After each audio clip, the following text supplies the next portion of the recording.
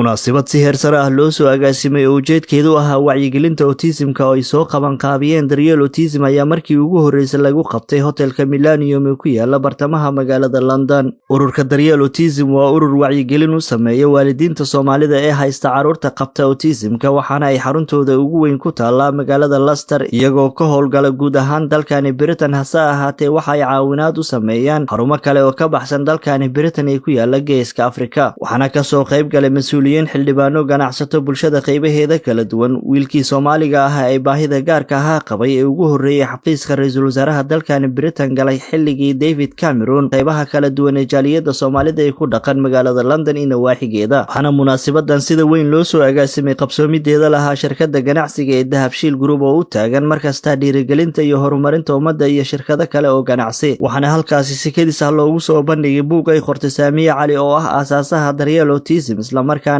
hooyo haysata wiil qaba autism-ka oo jira 22 sano iyadoo caawisa waalidiinta Soomaalida ee carruurtooda ay qabaan autism-ka. Qaar ka mid ah dadkii madasha ka hadlay waxa hadaladoodii ka mid ahaa haddii aan sukan sheego magacaygu waxa la yiraahdaa Saamiye Maxamuud Cali waxaan ahay the founder-ka oo daryeel autism waxaan haystaa wiil severe autism lagu diagnose garay 2008 haddana wuxuu jiraa 22 sano. I am so proud of him. waana maxaan ku radaa maanta inuu ku nool yahay happy independent life. dhakhtarkan uu ku diagnose gareeyay severely autistic almost inuusan waxba qabsan karin. taasi waxay ku tusaysaa markaan information helno aan u istaagno carruurteena in aan wax badan mustaqbalkooda aan ka bedeli karno. mustaqbalka carruurteena iyo successka carruurteena wuxuu ku xiran yahay annaga waalid ahaan. waxaan rabaa halkan inaan uga mahad celiyo kow mujtamaca Soomaaliyeed meel kasta ay joogaan oo ka soo qayb gala arrintan. laba waxaan rabaa inaan u mahad celiyo dadkii suurageliyay arrintan quruxda badan inay caawa ka dhacdo London oo ah Dahabshiil iyo Hormuud Foundation. aad iyo aad u mahadsantihiin iyo qaybo kale aan soo koobi karna hal deertaan oo boorka arki doontaan. magacaygu waa Haashim Ducaale waxaan ahay maamulaha kamida maamulayaasha daryeel autism. waxaan salaamayaa dhammaan dadka naga daawanaya shaashadda Hon Cable. runtii arrin aad u weyn bay ahayd caawa. waxaan uga mahad celinayaa marka ugu horeysa bahda saxaafadda ugu horeeya Hon Cable oo aad ugu taagan mar walba inuu bulshada gaarsiiyo wacyigelinta. waxaan ku faraxsanahay intaanoo Soomaaliya inay isku timid caawa oo laga hadlaayo arrintan autism-ka sidiisaba wuxuu leeyahay bisha dhammaadkeeda oo Mars iyo ugu horeynta Abriil baa laga hadlaa maadaama uu noo soo gelayo Ramadaan. ma aha inaan Ramadaanta dhexdiisa aan samayn karno isku imaansho. marka waxay ahayd weekendigii ugu dambeeyey ama isbuucii ugu dambeeyey intaanan la gelin Ramadaanka. marka waa mahadsantihiin runtii waxaan la soo koobi karin waa mar walba inaad u taagan tihiin inaad caawisaan bini'aadamka oo aad gaarsiisaan waxyaabaha loo baahan yahay. wax badan baa macaawa meesha laga sheegay. muhiimadaan ka lahayn waxay ahayd in waalidiintu iyagu intay isu yimaadaan carruurta autism-ka haysta iyagu ay kala faa'iidaystaan. saa aragteen caawa waxaa lagu soo bandhigay buuggan oo Lifeline la yiraahdo. Saamiye Cali baa qortay. waxay ku soo koobaysaa dhammaan khibraddeeda. taasina runtii waa arrin aad u muhiima. waxaana idin leeyahay intiina kale naga daawan doonta shaashadda mar walba carruurta autism-ka dadka haysta fadlan caawiya. waa mahadsantihiin. waxaa la yidhahdaa Cabdicasiis Carab. waxaan ka socdaa shirkadda Dahabshiil Group oo qaybteeda UK. waxaan ahay madaxa suuqgeynta iyo kobcinta ganacsiga qaybtan UK. caawa waxaan ku sugannahay Millennium Hotel Conference Roomkiisa kaasoo lagu qabanayo program aad iyo aad qiimo weyn ugu leh bulshada Soomaaliyeed kaasoo ku saabsan sida loola tacaalo carruurta baahiyaha goonida qaba sida xanuunada autism-ka epilepsiga noocyadaasoo kala duwan. programkan waxaa sameynaya oo soo qabanqaabiyey daryeel autism waxaana maalgeliyey shirkadda Dahabshiil Group.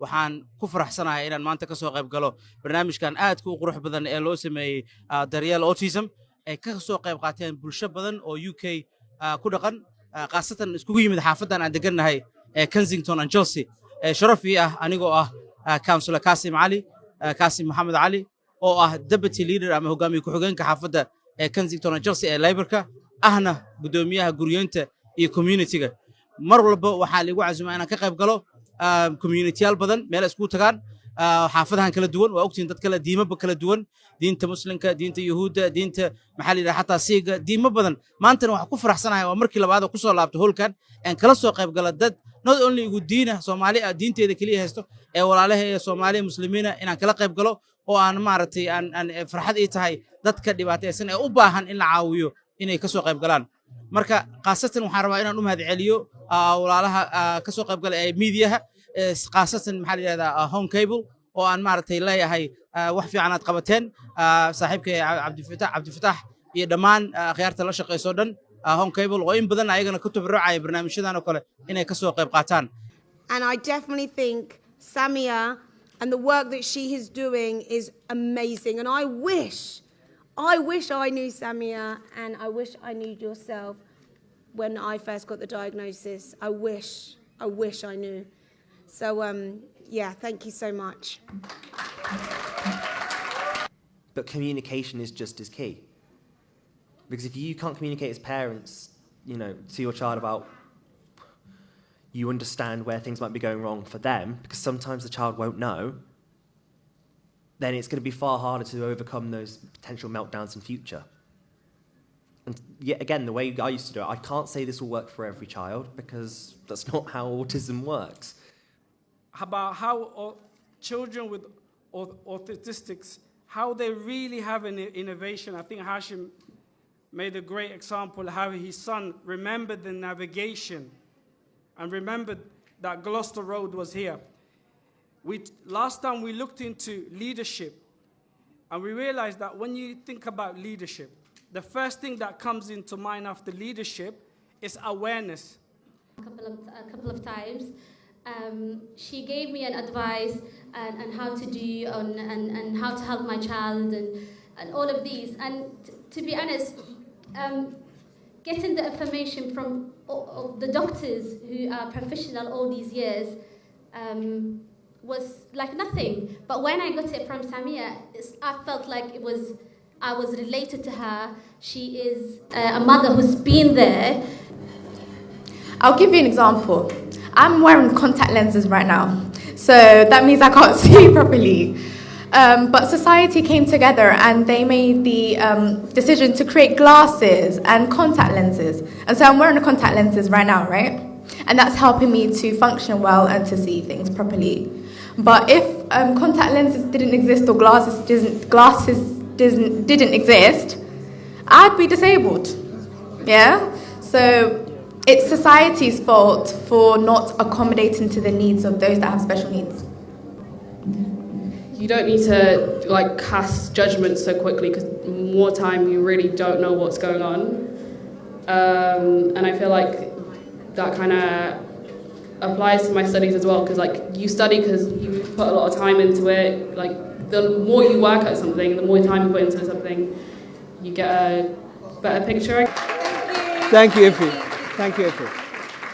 sharaf weyn ay ahayd inaan ka soo qayb galo xafladan qiimaha weyn oo lagu wacyi gelinayo caruurta baahida gaarka ah qaba gaar ahaan lagu wacyi gelinayo hooyooyinka runtii waxa la yiraahdaa canuga xaafad ayaa korisa maanta xaafadii oo dhan isku timid si caruurta baahida gaarka ah qabo loogu gargaaro looguna wacyi geliyo runtii markii qurbaha la joogo dhibaatadeeda waa iska badan tahay abwaan xadaraabi wuxuu yiri qurbaha marka joogto waa iswaayaysa adoo dhana iswaayay marka hadii aa hooyo tahayna waaba ka sii daran yahay oo cunug baahiyaha gaarka ah qabo marka maanta waxaan u nimid inaan la dareen wadaagno waalidiinta oo aan tusno inay kaligooda ahayn. Assalamu alaikum everyone.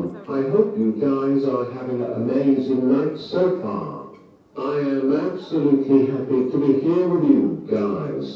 This charity does phenomenal work for people with disabilities. I am very proud to be involved 1 year before I spoke through Zoom. Now let's be honest. No one can choose a disability and rely on people all their life.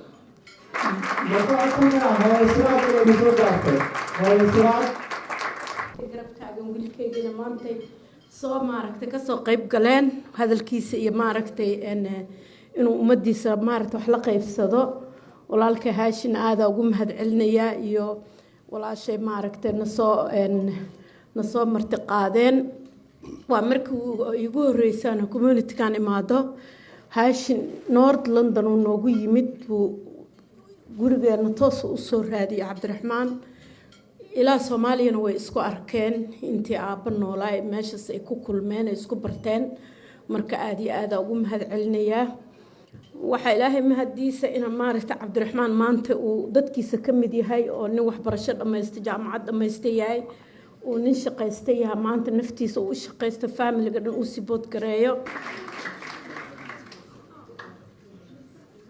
ilaahay wuxuu qadaray Cabdiraxmaan in uu noqday qofkii ugu horeeyay Soomaaliya ee dhalinyaro ah baahi gaar ah qaba oo baabuurkiisa asagoo wata xafiiska ra'iisul wasaaraha Ingiriiska ee David Cameron soo galiyay daahir uu la socday maalintaas uu garab taagnaa waxay ahayd wax wanaagsan ninkan kursiga ma hayn karo wuxuuna tusaale u yahay carruurta Soomaaliyeed ee baahida gaarka ah qabta inaan qarsanin halkaas jamaada fadhido u jeedaan ayada laftigeeda oo barnaamijka kor aan ka qabanay Haashim iyo walaashay iyo reerkiisa uga mahadcelinaa waxaan quruxda badan soo bandhigay waxaan rabaa inaan idin mahadceliyo dadkii ka soo qayb galay anigoo ku hadlayo Haashim iyo xaaskiisa codkooda anigoo ku hadlayo waa mahadsantihiin sida sharafta leh aad u taageerteen markina programkan caawa halkan ka dhacay oo loogu adeegi doono carruurta dhulka ay ku dhibaataysan aniga codkaan ku leeyahay maadaama aan alfatara dad u gargaara carruurta iyo dadkii hooyo dhulka ku dhibaataysan waxaan jeclaan lahaa wixii wanaag inaan la wadaagno wixii khayr inaan idin soo bandhigno insha Allah taala aad iyo aad u mahadsantihiin waqtiga dheer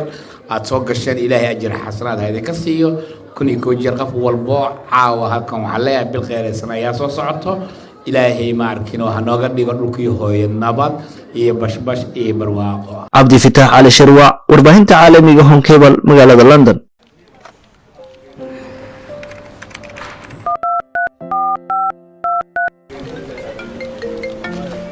Hello. السلام عليكم. سو حبيبي هذا ما. وعليك السلام ورحمة الله وبركاته. waxaa kula hadlaya maamulka shirkadda. Haye. Walaal waxaad ka mid noqotay macaamiisha bisha sida ugu fiican u isticmaalay adeegayga. waxaanad ku guuleystay abaalmarin dhan $600. Abaalmarin. Waa hagaag sideen u heli karaa abaalmarinta? Xaguuse ku yaala xafiiskiina? Waa caadi walaal ma baahnin inaad noo timaadid soo nambarkaaga saad ma laha. Haa walaal nambarkaygan ayaan ku isticmaalay saad. Saa lacagta abaalmarinta kugu soo dhacdo moobilkaaga geli nambarkan. Haye walaal. waxaad gelisaa xidig 880 xidig 7000 xidig 600 fargees kadibna biinkaaga geli markuu kuu soo dhigo iyadoo si toos ah moobilkaaga kugu soo dhacaysa lacagtiya oo walaal sidan waa habkii lacag diridda aniga imika lacag diray waa sidee maya walaal lacagtaa sidan kugu soo dhacaysa aad ku guuleysatay haa wartug baad noo dhig moobilka ilaahay ummadda kaa qabtee shirkadda Telesom waxay ku leedahay ka feejignow cid kasta oo ku sameynaysa ballanqaadyo sida inaad ku guuleysanaysid abaalmarino lacageed iyagoo sheeganaya shirkado kaana codsanaya inaad lacag u dirtid ama ka codsanaya inaad geshisaadkaaga oo aad raacdid qaabka u lacag dirista macmiil moobilkaagu waa khasnadaada maaliyadeed ee fadlan ilaasho